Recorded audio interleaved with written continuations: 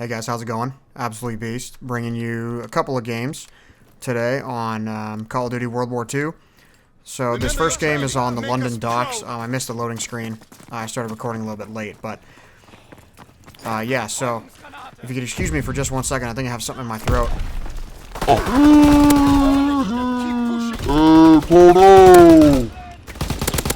Anyway, sorry about that. So yeah, it's a double XP weekend, so I'm really excited to be playing. I've been playing a lot, and trying to just grind through these levels. But as I said the other night, I'm not going to play once I stop having fun. That's sort of my cutoff, and I'm not so driven to be like a high-level prestige that I'm going to keep playing even when I don't want to play, which I would have done in the past. For this game, I'm just enjoying it. So this is going to be kind of like a multiplayer review of sorts. I haven't really done that yet, and so if there's any of you guys out there who don't have the game, or any of you guys who were thinking about getting the game, I'll tell you, depending on which Call of Duties you like, this game is absolutely awesome. Absolutely awesome. As far as the gameplay and everything, it's very good. I'm usually very critical on Call of Duties, and I'm never, like, at least the last couple years, I haven't really been satisfied with the Call of Duties. I wouldn't even say since Black Ops 2, and even with that game, I don't think I was satisfied with that one, but Modern Warfare 3, I guess, which would have been after that, that was my favorite one. That game was really good. I really enjoyed that. I think that was my favorite, but ironically, that was also the best-selling of all the Call of Duty, so that's interesting. But, yeah, so the game is very stable. There are some server issues that are going on. I think it's a two-part deal. I think the first part is that Sledgehammer, who made this game, Sledgehammer Games, is not as seasoned as the previous, and I had that good 4-piece already, I think, right? I'm totally lost, but I know I had a good one. So this is a pretty good match, and then the next match is not as good, but I ended up winning right at the last second. 75-74, so I thought that was worthy of putting in there. But so Sledgehammer Games is the newest developer of Call of Duties, and they're not as familiar with it. Familiar. So yeah, I mean, there's that, and you know, obviously, I think the servers are run by Activision, but obviously, you know, I don't know that Activision knows how to run them, so it's more of like an actual Sledgehammer issue, and then also there are a ton of people online playing this game. A ton of people. See, there's a nice triple there. See, I already had 2 triple kills and a multi-kill already, which is ridiculous. I mean, talk about just beastly. Or maybe this is it right here, actually. I don't know. Let's find out. Oh, yeah, this is it right here. Look at that. Look at that, guys. That is what I'm talking about. That is mean. And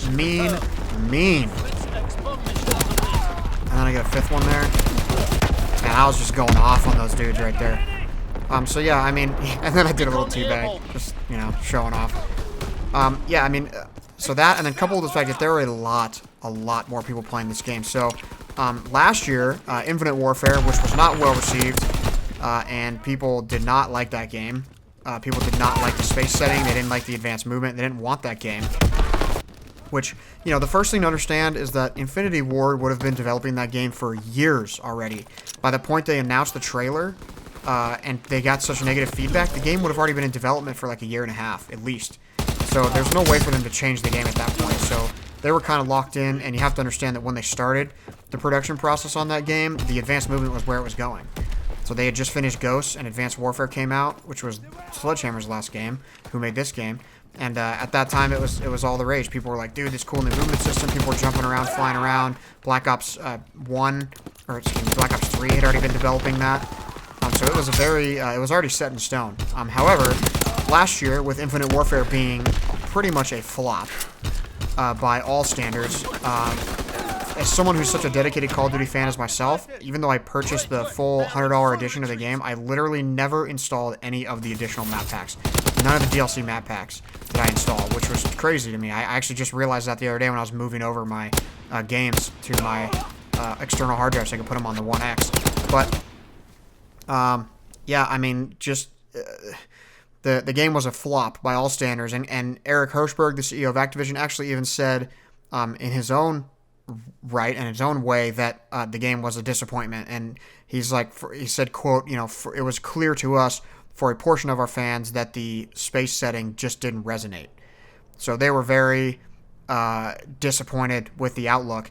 Now, that being said, this game sold 50% more copies in its first weekend than last year. Okay, but I forgot to say this part. Of all things considered last year, with Infinite Warfare, that game was the best-selling game of 2016. So no matter how crap it was, no matter how much people didn't like it, no matter how much it flopped as a Call of Duty game, it was literally, I'm just kind of showing my stats here, it was literally the best-selling game of 2016, and it was considered a failure. So that's the level we're at with Call of Duty. But this game, World War II, has sold 50% more copies through its opening weekend. They've already made $500 million off of this game as of the time of me recording this, which is absolutely bananas. And the amount of people that are online is crazy. Like, I went and looked at some of the leaderboards, and there were almost 4 million people that had played it, and this was a few days ago. So I don't know how many people have played it now, but millions and millions. And this is just on the Xbox. So the Xbox has less than half as many players as the PlayStation 4, so I can only imagine. And also, Call of Duty outsold Destiny 2 and became the best-selling game of all time through the PSN Network Store, or PS Network Store, which is absolutely crazy. So this game is huge right now. There are so many people playing, and there have been some server issues. I'll say that. But server issues aside, and loading screen issues aside, and stuff like that, I am extremely impressed with the game. Extremely impressed. Coming from someone who is very critical and someone who has not liked the direction that Call of Duty went after a certain point, this game is awesome. I love everything about this game. Well, I won't say everything because that's a strong statement, but I love almost everything about this game. So, the gameplay is really solid. There's rarely any lag, which is surprising for how many people are online, and probably just absolutely stressing the just bananas out of the servers. I think I already said bananas earlier in the video. Dang it. I'll have to say something else. But I don't want to swear, Don't want to offend people. So, I mean, it's awesome. There's just, the gameplay is very smooth. It's very balanced. There's really not, one of the main issues that people have had with Call of Duty in the past few years is that the game feels like there are times where you feel like you should have gotten a kill and you don't.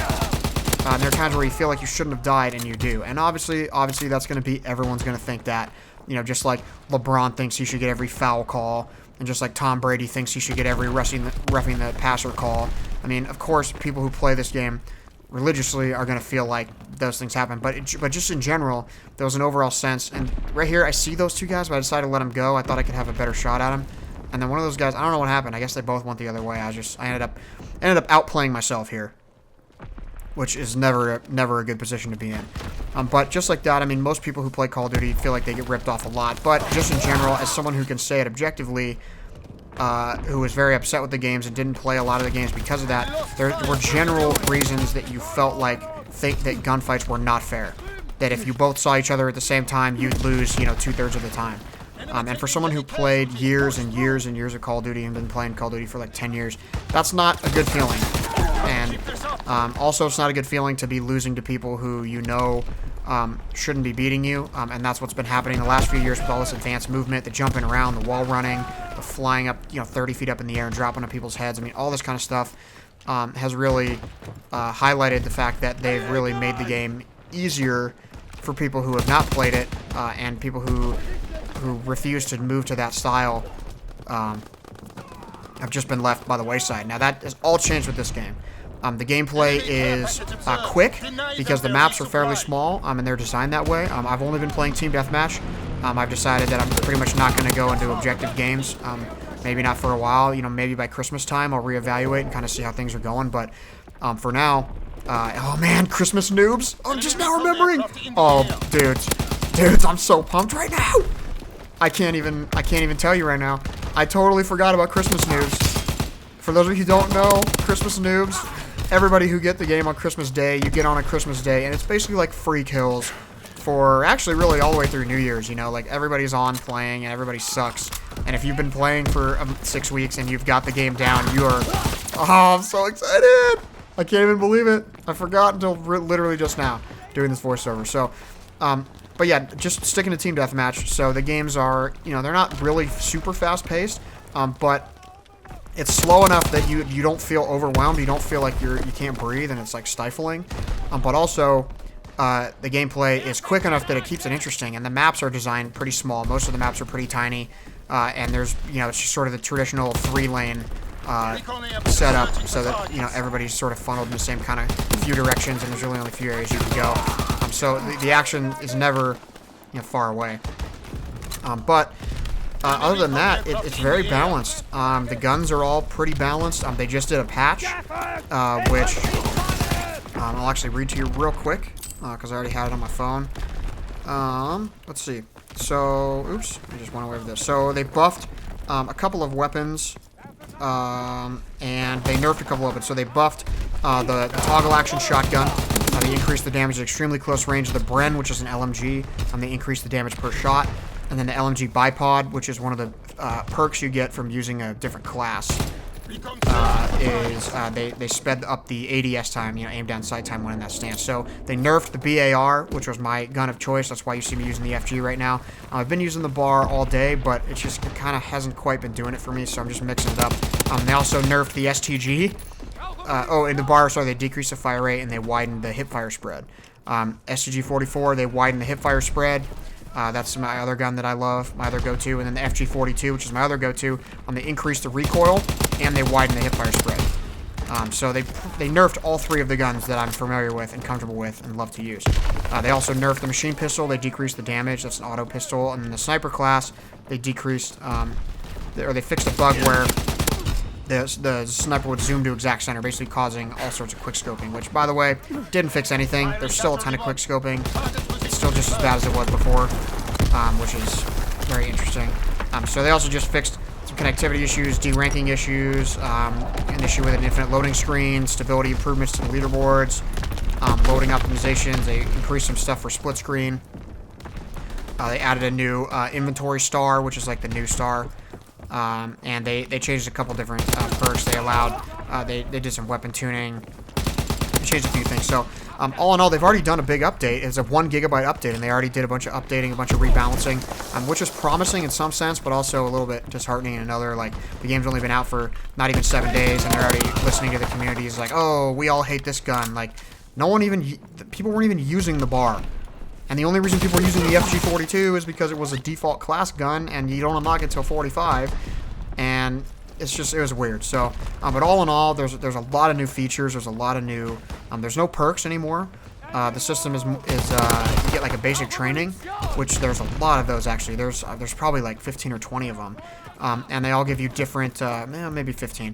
They all give you different abilities, different things. You know, like the one that I use right now gives me faster movement when I'm aiming down the sight. So it basically turns my assault rifles almost into like a submachine gun type movement. There's just a lot of different things that they do. And then you get 2 attachments per gun, and then there's also a basic training that allows you to have another one. But it's pretty innovative. There, you know, you get a bunch of attachments per gun, kind of a similar standard attachments. You know, holographic, or red dot sights, grips, quick draws. You know, a full metal jacket for penetration kills, extended magazines, and then rapid fire on some guns. There's no suppressor attachments, so the only way to get a suppressor is to use a specific class, which allows you to equip a suppressor to all submachine guns. And then there's a couple of divisions. So the divisions are basically like what you choose to do. Like, you can choose like a rifle division, the infantry, that's what I use. You get to use a bayonet, and then it increases your movement speed while you're aiming down the sight. So I'm actually using a redundant perk and division, so I might switch that up and kind of figure that out, but I haven't really messed with it too much. And see, look how close it is, 73 to 72. It's real close. The features are you know, similar to what we've known in Call of Duty in the past, but also innovative and new. And so they've really done a good job keeping it the same as what we've known, but also innovating and putting in some new features and giving you plenty of new things to figure out, where you can go in there and spend a bunch of time looking and figuring out all these new features and how they're going to benefit you, what different class and play style. And there's lots of different stuff that's in here. So like I said, really enjoying the game. I don't know that I've enjoyed another Call of Duty as much as I've enjoyed this one through the first little while. Probably back, like I said, to Modern Warfare 3, which was like 2011. So 5 or 6 years, maybe even 7 years it's been since I enjoyed a Call of Duty this much right out of the gate for this long. So it's really awesome. I'm super much enjoying it. So I hope I see you guys out there. You know, I'm on Xbox. Obviously, this is on the Xbox One X. I know there's some of you guys that are on PlayStation, but I hope to see you guys out there. I'm going to keep playing it. I'm about ready to Prestige again for the second time. I was hoping I could be able to do that tonight, but it looks like I'm not going to be able to. So I'll probably get that soon. But as you see in the top left corner there of the screen, it actually is double XP. So there'll be plenty of time for me to do that the rest of this weekend, and we'll see how far I get. So thank you guys for being here. If you're new to the channel and you like my content, hit the subscribe button, and check back soon. I've been keeping a pretty regular schedule here, uploading, and I'm going to keep doing that. So, and here's just me a little messing around with the ball, messing around with this secret ball that you get to find, and I just tried to peg the quartermaster in the face. So, thank you guys for being here. Appreciate it. I will see you in the next one. Thanks, guys.